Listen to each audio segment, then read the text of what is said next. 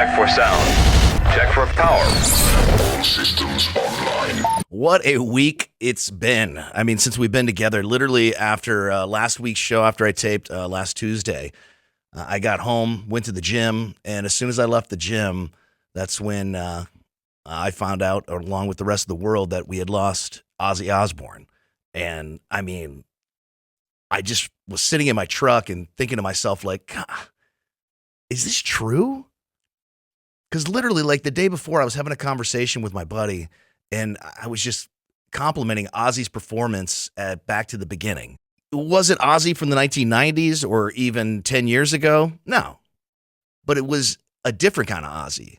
It was a guy with a will to live, a guy that had one more thing to prove. And man, did he ever prove exactly what the most of the world, even me on this show, were doubting was going to happen at Back to the Beginning. He went out there and gave it his all. And his all was badass that night. It was nothing short of amazing. 4 songs solo, 3 songs with Sabbath. You know, you can go back 2 podcasts ago where we were raving about this. You know, a full recap and just saying, man, I just can't believe it's over. And that's going to be it. And then literally 2.5 weeks later, we lose the man. And it does beg the question, do some people just hang on because they have a purpose? They have one last thing to prove? I think the answer to that is yes. And I think that's exactly what we saw. Now, also last Tuesday, as that news was breaking, I had tickets. I was on the list to go to Buck Cherry here in Columbus, Ohio, at a club called the King of Clubs. And I really like this place, man. It's a fun venue. They get like about, I would say, between like 750, 800 people in there. All the upstairs is VIP, so you can get like VIP seating if you don't want to stand. And total GA on the floor. It just, you know, if you're going to have some beers, I mean, they have so many bars. I mean, the place is great for viewing. I mean, there's not really a bad seat in the house. And I was so stoked, but I was like, what is this going to be like? Because it was almost, you know, Buck Cherry's an amazing band, but you have to realize that bands that are on tour, they have a set list that they're playing every night. You know, sometimes they'll mix up the order of the set list. They'll add a couple songs in, you know, depending on what band it is. Some bands play the same set every single night. And I was just curious. I was like, oh, man, is Josh Todd and the guys going to throw in some Ozzy just out of nowhere? Because I was thinking like his vocal range, I mean, would really be perfect for that. But unfortunately, I think it was a little too soon and kind of caught everybody off guard. And nonetheless, Buck Cherry kicked ass. If you were there, I mean, you know, and those guys have not lost a step. It's hard to believe that Josh Todd is deep into his 50s at this point. Guy still looks phenomenal on stage, moving around, wearing belly shirts and shit. I mean, like, he's definitely not feeling 50.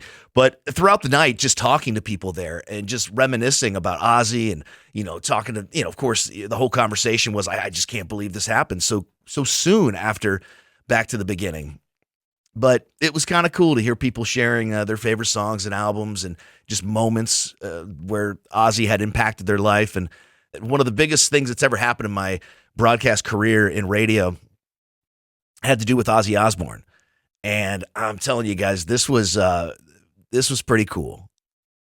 In 2010, he was on the book tour for his book that had just come out at the time, and kind of just powwowed, and we were like, all right, cool. We got this interview with Ozzy coming up, and he's going to talk about signing the book. This is when I was in West Palm Beach, Florida. And he's going to talk about his book signing today. That's cool. And, you know, we can ask him about the book and other things, of course. But wouldn't it be cool if we staged something? What if we were able to give the key to the city of West Palm Beach to Ozzy Osbourne? After 24 grueling hours of trying to convince Mayor Lois Frankel at the time, we were able to do that. We got the go-ahead. And, I mean, all I was trying to do was distract her attention away from the guy that was biting heads off of bats and doves and peeing on the Alamo and redirect that into, oh, my God, you know, he's the lovable guy from MTV, the dad. Don't you? Come on, Ozzy. And it worked. It definitely worked. And so once we got the green light from the city of West Palm, the next challenge was, is Ozzy really going to show up? And we had people out there, we call it Ozzy Gra. And, you know, I want to give a shout out to my show right now that I had at the time, down in West Palm because, everybody behind the scenes was just elbow deep in work for 24 straight hours. I didn't even sleep just to make this happen. And we're standing up there. People have signs that they're holding up, Ozzy Gra, signs that said, West Palm Beach loves Ozzy. I had a plane that flew over that said, we love you, Ozzy, from the show. It was the opening of the brand new fountains on Clematis Street in downtown West Palm Beach. And that was the first big event that happened there. And this was 2010. And lo and behold, I see this line of black SUVs coming straight at us. And I'm like, oh my God, he's really here. It was like the president was showing up or something. And it's Ozzy. It's the Prince of Darkness. And all of a sudden, all of the vehicles come to a stop. Huge, bodyguards get out of the two rear vehicles. And then lo and behold, there he is. I mean, I was literally holding my breath. There was probably between anywhere from 800 to 1,000 people out there that day just standing, waiting to catch a glimpse of Ozzy Osbourne, get the key to the city. And I was standing there with Lois Frankel, the mayor, and here he came. I mean, there's media from all over the place at this point. TMZ was there. Fox News was there. I mean, we were all over the place. But the reason for that was because of Ozzy Osbourne. And a couple of cool moments that I can share with you from the moments of the mayor speaking and Ozzy standing there next to me and my co-host at the time. Ozzy had gum in his mouth, and he takes the gum out. He kind of tossed it on the ground, and then he stepped on it with his own shoe. Hilarious, right? And I look over, and I was like, is Ozzy crying right now? And he was. And then he shared with us afterwards the reason that he was getting emotional was because for a lot of his career in the United States, he was kind of known for these wild activities. The urinating on the Alamo, I had no idea it had such an effect on him, but it did. And he wasn't able to play San Antonio for years and years. When he finally did go back, they didn't even let him play the city venue, the arena that they have there. He had to play way out at the fairgrounds. I think it was county owned, actually. But the city still didn't want anything to do with him, even after they lifted the ban. That had such an effect on him. And he said, I'm so glad to be finally honored for something that's not something outrageous that I've done when I'm drinking or, doing drugs or whatever. And you could just see that in his face. And like I said, man, it all came together like this wild miracle. And it was a magical moment. And it's something that I, for the rest of my life, will never forget. I refuse to forget. And I just like to say that Ozzy was one of my favorite artists of all time, but after his passing, Ozzy Osbourne may have been the greatest ever in rock and roll music. Long live Ozzy and rest in peace, Ozzy. So on the tail of Ozzy Osbourne, the next day on Wednesday, we lose Hulk Hogan. Brother. I mean, dude, who's not my age, around my age, I'm in my 40s, that didn't grow up with Hulk Hogan, even 10 years older than me, 10 years younger than me, even 20 years younger than me. My son, who's 12, called me and he goes, Dad, did you hear Hulk Hogan died? I was blown away with how much he knew about Hulk Hogan. Last week was a rough one, guys. And of course, Hulk Hogan, you can't say a bunch of great things about him and then not also mention some of the things that he did that weren't so great, like using racial profanity on tape during that sex tape scandal where he was set up to sleep with a guy's wife, a radio host out of Tampa, and the guy knew and he was taping it, but I guess at the time Hulk Hogan didn't know he was being taped. And then, of course, the sex tape is released. Hulk Hogan sues Gawker, wins tons of money. But at the same time, he was kicked out of the WWE Hall of Fame. He was written off of WWE television. Of course, a few years later, he was then welcomed back into the Hall of Fame, and he came back to World Wrestling Entertainment. But it's too bad that a career that was superhuman, I mean, can we say immortal, will always be kind of shaded by some of the things that he did wrong in his life. When you're on the world stage like that, I think it's something you have to acknowledge, but I mean, Hulk Hogan was a household name. It's such a understatement to even say that. In the 1980s and 90s, I mean, who didn't rip their shirt off all the time? I mean, I would rip every shirt until my mom was like, I will not buy any more shirts for you to rip, because that's all I wanted. I would love to watch Hulk Hogan on wrestling and then pretend to be Hulk Hogan. I mean, I've slept with the wrestling buddy thing for like years. He was such he was just so much more than just an entertainer. He was truly larger than life. So rest in peace to Hulk Hogan. As we know now, it happened because of cardiac arrest. It had a huge honoring of him on Raw the other night, which I thought was pretty cool. His son was there, and just gave I think, a chance for wrestling fans in general just to kind of acknowledge the man, the character, and a person who was truly immortal and larger than life. Rest in peace, Hulk Hogan. So just skipping back, I don't want to skip around too much here, but going back to the whole Ozzy situation, there is a little fallout over Ozzy Osbourne dying that's affecting other bands. So there's been some shows postponed by Pantera. They've been on tour, and of course, everybody knows that along with Pantera, filling in for Dimebag Darrell is the one and only Zakk Wylde, who Ozzy single-handedly plucked out of a nightclub in New Jersey and hired him to be his lead guitar player and actually gave him the moniker Zakk Wylde. So you can imagine Zakk is taking this Ozzy death as best he can. I mean, he's already been on stage to play, but you could tell a guy who's not very emotional in a sad way on stage very often. You know, Zakk Wylde's emotional, but it comes out in, he's just a happy guy. He's like one of the happiest guys in metal. He looks like a barbarian, but the guy is literally one of the nicest people in the world. And due to obviously his loss, he was on the road and in Ozzy's band for years, all the way up until the end, played back to the beginning, of course.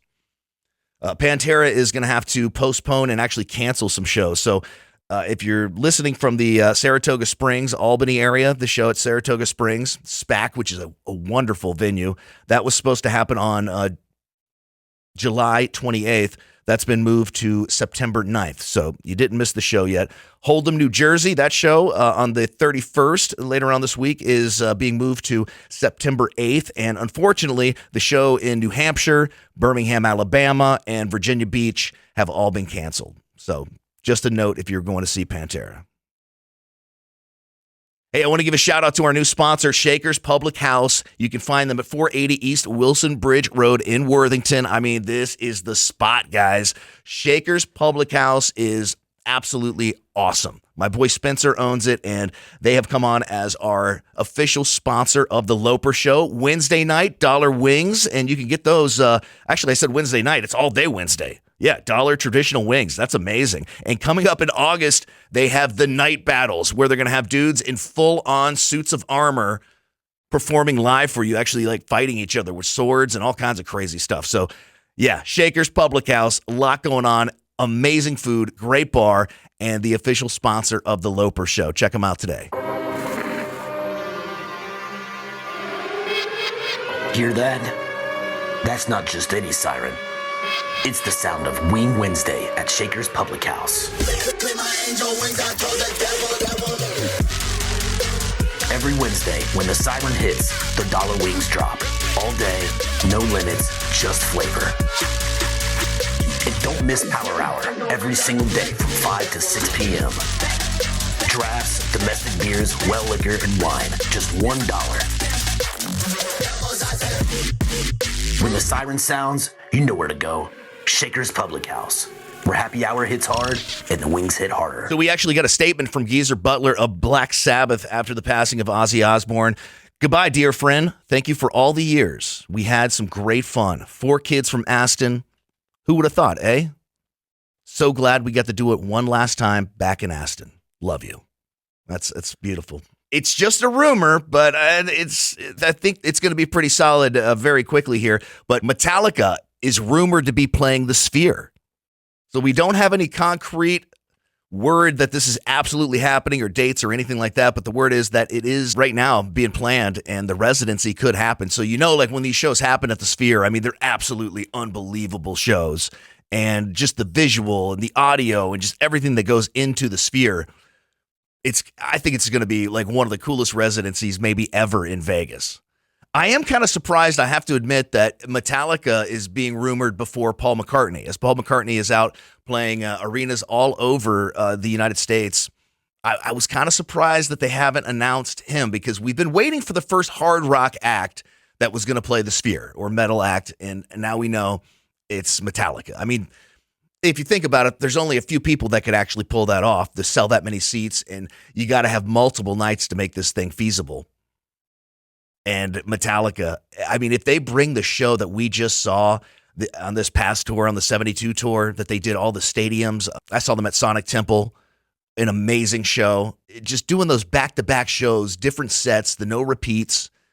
I can't even imagine what they're going to have in store for us at the Sphere. It's going to be awesome. So as soon as I get concrete on that, I will definitely pass that along to you, dates and all that stuff, because I'm definitely going to plan to go out for 1 or 2 nights. So it was pretty cool. I don't know if you've seen the footage yet, but the return of the Warped Tour, I mean, it's happening in select markets across the country. I mean, I know they did Orlando not long ago, and DC, and I mean, these shows look amazing. I mean, Ronnie Radke from Falling in Reverse, he throws a mic stand off the stage. It turned out to be an inflatable mic stand, but still pretty hilarious. The crowds, I mean, just absolutely sick.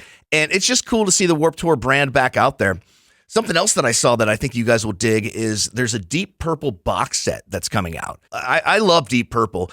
The love for Deep Purple is really interesting. Not so much in America, but the rest of the world, Deep Purple is as big as Led Zeppelin. And I mean, I think rightfully so. It's just very odd how they never caught on as much as you would think that Deep Purple, with all the hits that you can just, when you just say the band name, I mean, the band logo is so iconic, right? And they just were not as big as some of those 70s bands in the United States. And to me, it just never really made sense. I always thought that they were right there on par with, I mean, you say like Led Zeppelin, you say like, Black Sabbath and bands like that. I mean, you can't really talk about those bands and not mention Deep Purple in that conversation. So this box set is going to be dope. Hey, as always, guys, I want this show to be interactive. So if there's anything that you guys would ever like me to answer on the show, if you want to ask questions, feel free to hit the message button. And you can send me a message, whether you're listening to this on audio or the video portion. You can always hit me up on social media, and that's really one of the best ways to get a hold of me. At Jeremy Loper on X, on Instagram, and at Real Jeremy Loper on TikTok. You can find me, Loper Rocks, on Facebook. And like I said, man, feel free, reach out. I'm an open book. You can ask me whatever you want. Hear that? That's not just any siren. It's the sound of Wing Wednesday at Shaker's Public House. Every Wednesday, when the siren hits, the dollar wings drop. All day, no limits, just flavor. And don't miss Power Hour every single day from 5 to 6 p.m. Drafts, domestic beers, well liquor, and wine, just $1. When the siren sounds, you know where to go. Shaker's Public House, where happy hour hits hard and the wings hit harder. Once again, I want to thank my brand new sponsor, Shaker's Public House. Monday through Friday, they have lunch there where you can get buy one, get one free smash burgers, which are absolutely delicious. Yo, the chicken wings. I mean, wait till you guys see flaming hot Cheeto chicken wings they have over there. So I think I'm going to go there right now and have lunch, to be quite honest with you. So go check them out. Power Hour, 7 days a week from 5 to 6. And you can get all the drafts, well liquor, wine, and domestic bottles for $1 during the Power Hour at Shaker's Public House right there on East Wilson Bridge Road in Worthington, Ohio. Yo, thanks for watching, guys. Give this video a like and subscribe to the channel, and I will check you guys out next week. Thanks so much.